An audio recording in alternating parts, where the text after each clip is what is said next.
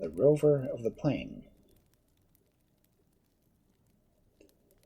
A long way off, near the sea coast of the east of Africa, there dwelt once upon a time a man and his wife. They had two children, a son and a daughter, whom they loved very much, and, like parents in other countries, they often talked of fine marriages the young people would have some day.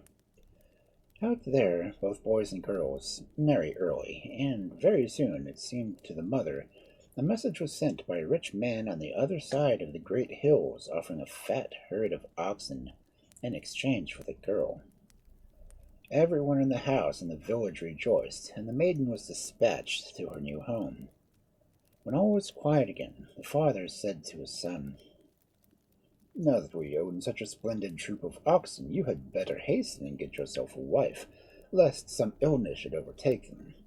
Already we have seen the villages around about one or two damsels whose parents would gladly part with them for less than half of the herd. Therefore, tell us which one you like best, and we will buy her for you." But the son answered, "Not so. The maidens I have seen do not please me. If indeed I must marry, let me travel and find a wife for myself." "It shall be as you wish," said the parents, "but if by and by trouble should come of it, it will be your fault, not ours." The youth, however, would not listen, and bidding his father and mother farewell, set out on his search. Far, far away he wandered, over mountains and across rivers, till he reached a village where the people were quite different from those of his own race. He glanced about him, and noticed that the girls were fair to look upon. They pounded maize or stewed something that smelt very nice in earthen pots, especially if you were hot and tired, and when one of the maidens turned around and offered the stranger some dinner, he made up his mind that he would wed her and no one else. He sent a message to her parents asking their leave to take her for his wife, and they came the next day to bring their answer. "We will give you our daughter," they said, "if you can pay a good price for her. Never was there so hard-working a girl, and how shall we do without her, we cannot tell. Still, no doubt your father and mother will come themselves and bring the price." "No, I have the price with me," replied the young man, laying down a handful of gold pieces. "Here it is. Take it." The old couple's eyes glittered greedily, but custom forbade them to touch the price before all was arranged. "At least," they said after a moment's pause, "we may expect them to fetch your wife to her new home." "No, they are not used to traveling," answered the bridegroom. "Let the ceremony be performed without delay, and we will set forth at once. It is a long journey." Then the parents called in the girl, who was lying in the sun outside the hut, and in the presence of all the village, a goat was killed. A sacred dance took place, and a blessing was said over the heads of the young couple. After that, the bride was led aside by her father, whose duty it was to bestow on her some parting advice as to her conduct in her married life. "Be good to your husband's parents," said he, "and always do the will of your husband." And the girl nodded her head obediently. Next it was her mother's turn, and, as was custom of the tribe, she spoke to her daughter. "Will you choose which of your sisters shall go with you to cut your wood and carry your water?" "I do not want any of them," answered she. "They are of no use. They will drop the wood and spill the water." "Then will you have any of the other children? There are enough to spare," asked the mother again. But the bride said quickly, "I will have none of them. You must give me our buffalo, the Rover of the Plain. He alone shall serve me." "What folly you talk!" cried the parents. "Give you our buffalo, the Rover of the Plain? Why, you know that our life depends on him. Here he is well fed, lies on soft grass, but how can you tell what will befall him in another country? The food may be bad, or he will die of hunger, and if he dies, we die also." "No, no," said the bride. "I can look after him as well as you. Get him ready, for the sun is sinking, and it is time we set forth." So she went away and put together a small pot filled with healing herbs, a horn which she used to use tending sick people, a little knife, and a calabash containing deer fat, and hiding these about her, she took leave of her father and mother and started across the mountains by the side of her husband. The young man did not see the buffalo that followed them, which he had left his home to be the servant of his wife. No one ever knew how the news spread back to the kraal that the young man was coming back, bringing a wife with him, but somehow or other, when the two entered the village, every man and woman was standing in the road, uttering shouts of welcome. "Oh, you're not dead after all," they cried, "and have found a wife to your liking, though you would have had none of our girls. Well, well, you have chosen your own path. If ill becomes of it be, lest you grumble." The next day the husband took his wife to the fields and showed her which were his, and which belonged to his mother. The girl listened carefully to all he told her, and walked back with him to the hut, but closed the door she stopped and said, "I've dropped my necklace of beads in the field. I must go and look for it." In truth, she had done nothing of the sort, and it was only an excuse to go back and seek the buffalo. The beast was crouching under a tree when she came up, and snorted with pleasure at the sight of her. "You can roam about this field, and this," she said, "for they belong to my husband, and that is his wood, where you may hide yourself.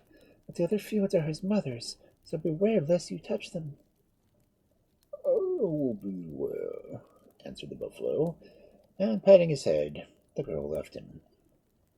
Oh, how much better a servant he was than any of the little girls the bride had refused to bring with her.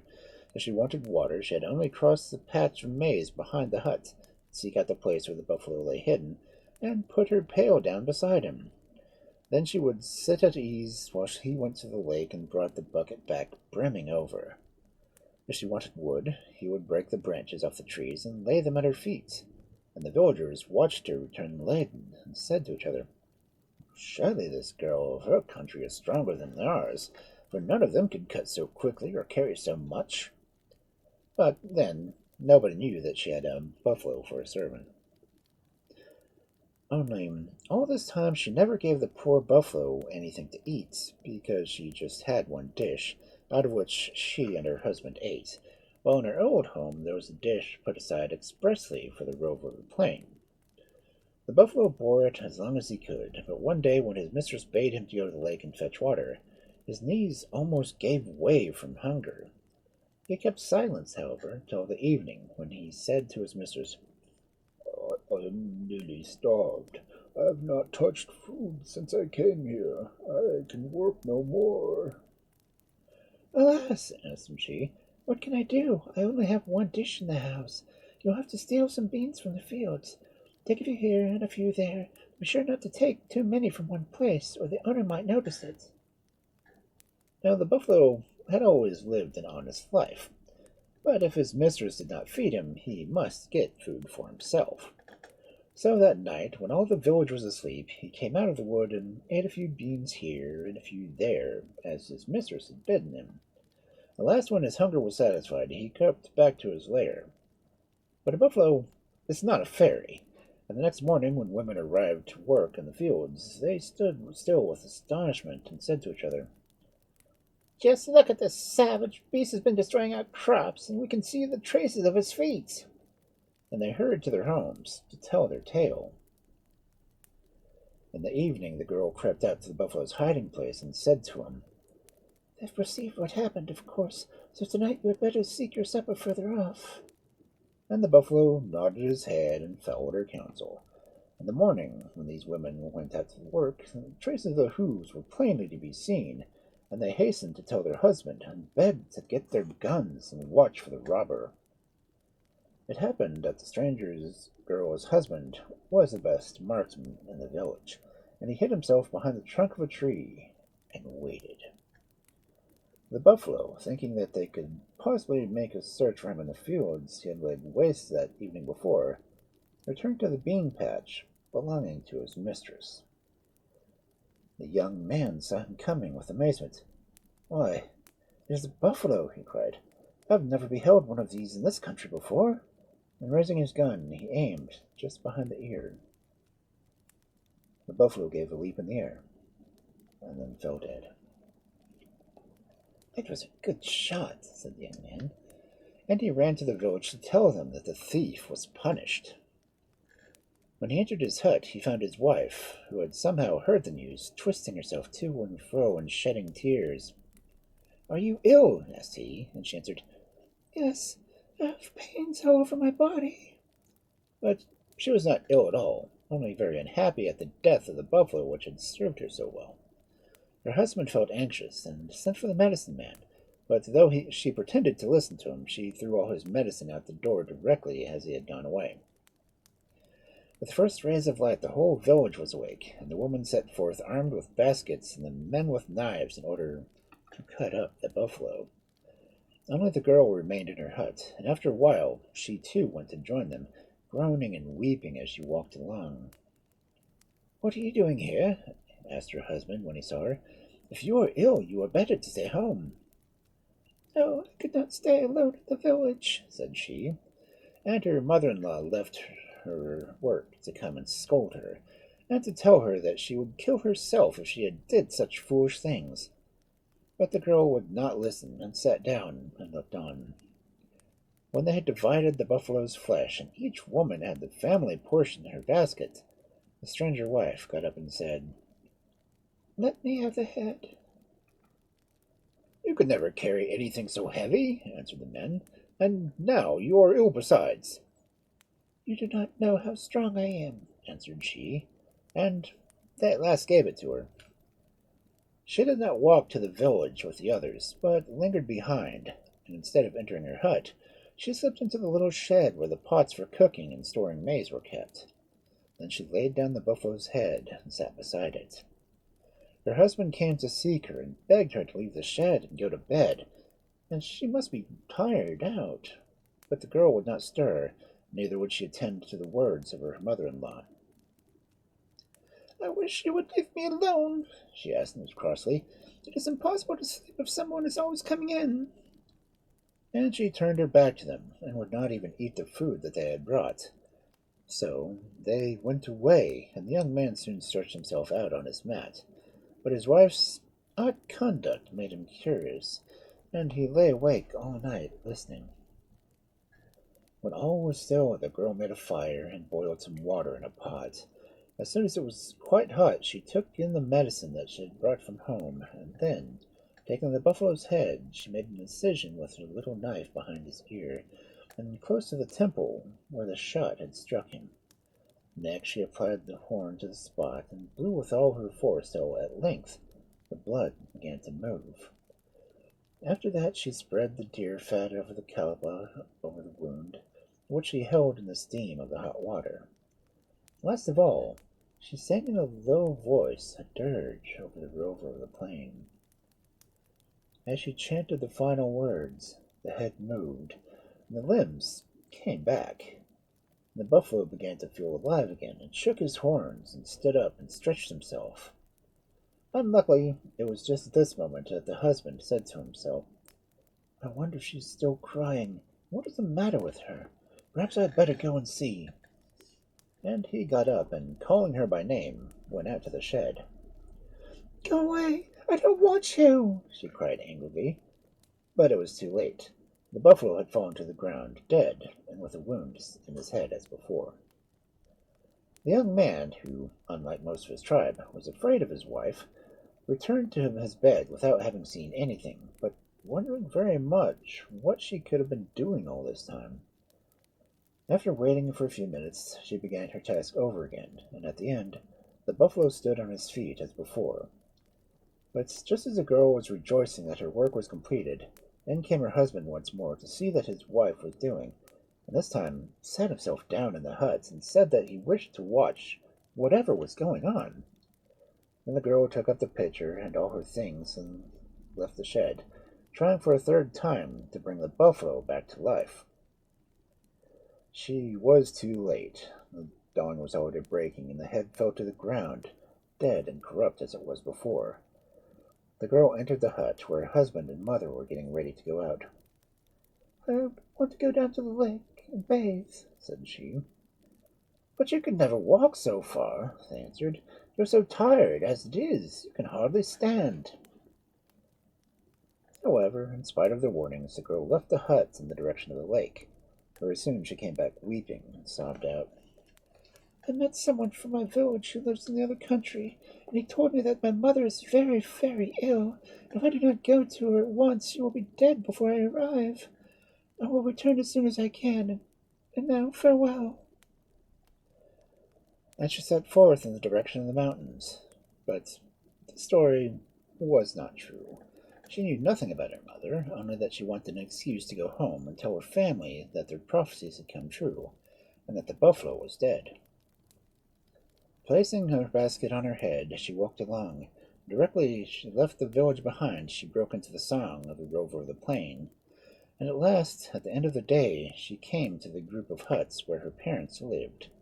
Her friends all ran out to meet her, and weeping, she told them that the buffalo was dead.